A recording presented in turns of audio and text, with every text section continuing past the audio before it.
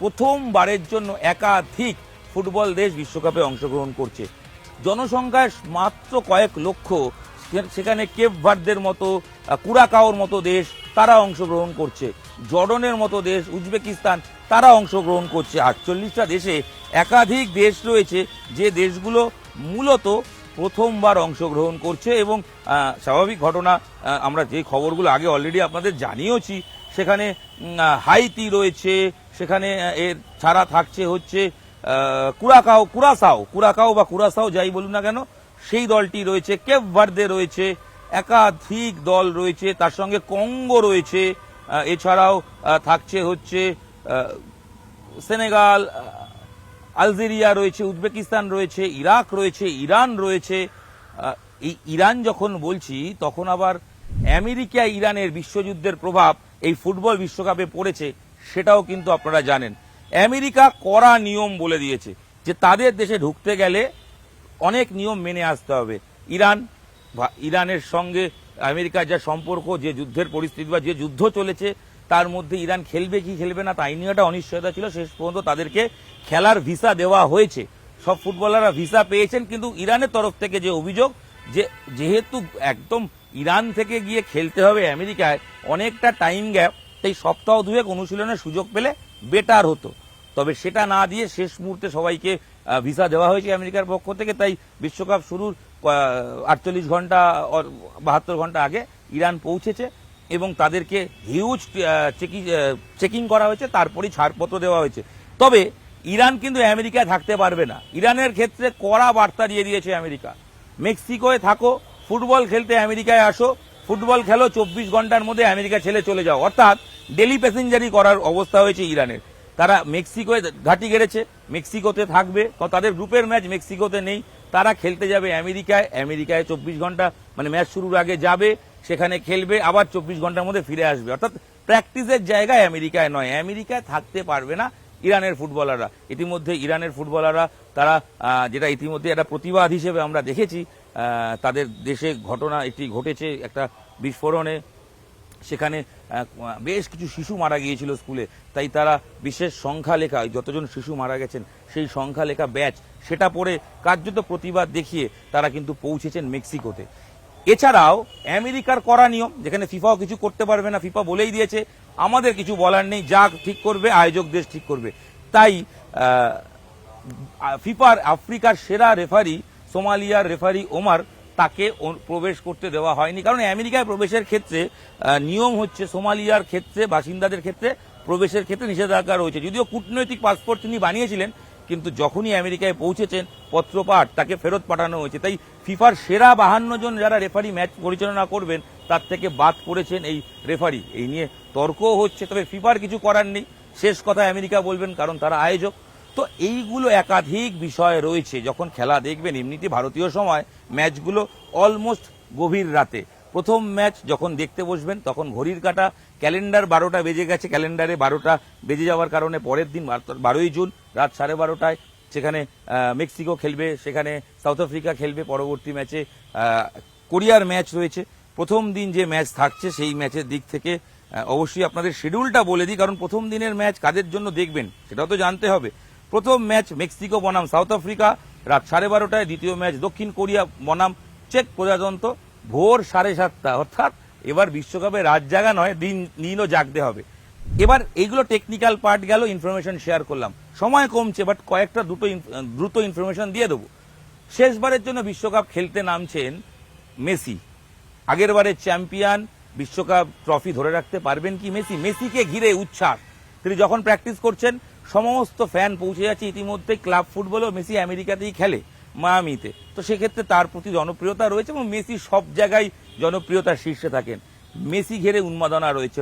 Cristiano Ronaldo বিশ্বকাপ জিততে পারেননি, সেই ইউরো কাপ জিতেছেন। তিনি কি পারবেন নিজের অধরা স্বপ্ন শেষবার বিশ্বমঞ্চে নেমে পূরণ করতে?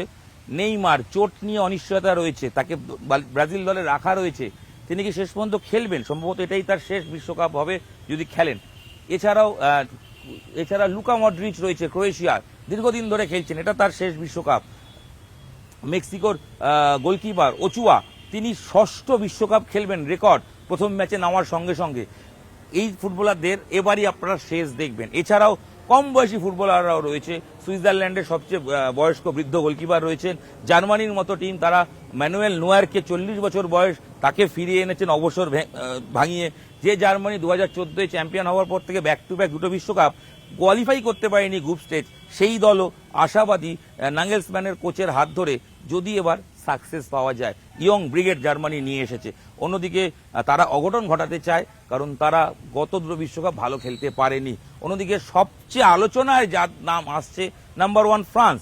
আগের বারের রানার্স এমবাপেদের দল, দিদিয়ের দেশর দলের ওপর সবাই ভরসা করছেন, সবাই বিশ্বাস করছেন এবার হয়তো ফ্রান্স চ্যাম্পিয়ন হবে। তবে ওই আগের বিশ্বাস আর খাতায় কলমের হিসেব আর মাঠের অঙ্ক তো এক হয় না।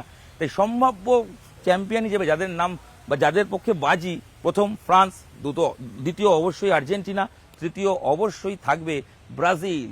সর্বাধিকবার চ্যাম্পিয়ন, 5 বারের চ্যাম্পিয়ন দেশটাকে নিয়ে তো কথা তো হচ্ছে তারা কি পারবে আমেরিকায় গিয়ে নিজের বিশ্বকাপের দীর্ঘ দশক হয়ে গেল ট্রফি আসছে না, বিশ্বকাপ জিতছে না ব্রাজিল। ফুটবলে শেষ কথা একসময় ব্রাজিল বলতো, সাম্বা বলতো, তারা কি পুরনো ঝলক দেখাবে সেই নিয়ে কথা হবে, সেই নিয়ে দেখতে হবে। আর তার সঙ্গে অবশ্যই স্পেন, তরুণ তুর্কিতে ভরা ইয়ামালের দল, তারা কি করছে সেদিকেও নজর থাকবে। নজর থাকবে ইংল্যান্ড, প্রত্যেকবার ক্লোজ আসছে, ট্রফি জয় হচ্ছে না, এবার কি পারবে তারা, নাকি কোনো দেশ অঘটন ঘটাবে। তাই তারকার বিচারে এবছর বিশ্বকাপে একাধিক তারকা আছে। আর জানেন তো, সবসময় বিশেষজ্ঞরা বলেন যে বিশ্বকাপ তারকার জন্ম দেয়। এই বিশ্বকাপ শেষে এমন কাউকে আমরা পাবো যাকে নিয়ে গোটা পৃথিবী মাতামাতি করবে, দল বদলে তাকে পাওয়ার জন্য সব ক্লাব ঝাঁপিয়ে পড়বে। তাই সব মিলিয়ে ভারতে নাগরিক, বাংলার নাগরিক আমরা তো রাত জাগবো, আমরা খেলা দেখব বিশ্বকাপে। আর সম্ভাব্য কাকে চ্যাম্পিয়ন মনে হচ্ছে আপনারা জানাতে থাকুন এই ভিডিও চলতে চলতে। শেষ করার আগে যে কথাগুলো বলি, দেখুন তারকার মেলা আগামী 40 দিন, শুধু বিশ্বকাপের তারকা, বিশ্বকাপ টিভি খুলবেন, বিশ্বকাপ বিশ্বকাপ বিশ্বকাপ। এই বিশ্বকাপ উন্মাদনায় গা ভাসাতে হলে নিউজ 18 বাংলার সঙ্গেও থাকতে হবে। একাধিক পরিকল্পনা রয়েছে আমাদের, সেগুলো আপনাদের সঙ্গে শেয়ার করব। তার আগে এই ভিডিওটা শেয়ার করে দিন। আচ্ছা, আরেকটা ইনফরমেশন শেষ পাতে দিয়ে দিই মিষ্টি মুখের মতো। বিশ্বকাপ ওপেনিংয়ে পারফর্ম করবেন কারা জানেন ইতিমধ্যেই। শাকিরার কথা শুনেছেন, নোরার কথা শুনেছেন।